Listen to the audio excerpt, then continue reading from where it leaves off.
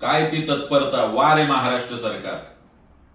नवी मुंबई नेरूळ येथे छत्रपती शिवाजी महाराजांचं गेली 4 महिने धुळकात असलेलं स्मारक खुलं केलं म्हणून अमितजी ठाकरे यांच्यावर तात्काळ गुन्हा दाखल होतो आणि 2 दिवसात त्यांना नोटीस पाठवली जाते.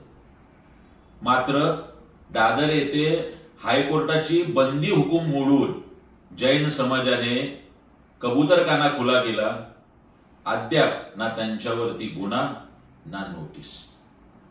या महाराष्ट्राचे उपमुख्यमंत्री अजित पवार यांच्या पोराचे ढळढळीत जमीन घोटाळ्याचे पुरावे समोर असताना ना अद्याप त्याच्यावरती गुन्हा ना अद्याप त्याच्यावरती नोटीस. संजय शिरसाट सिडको 4,000 कोटीच्या भ्रष्टाचाराचे पुरावे बिवलकर कुटुंबाच्या संदर्भातले, ना अद्याप त्यांच्यावर गुन्हा ना अद्याप नोटीस. शिक्षण संस्थेसाठी 200 कोटीचा भूखंड 3 कोटीत घेणारे मंत्री प्रताप सरनाईक, ना अद्याप त्यांच्यावर गुन्हा ना नोटीस.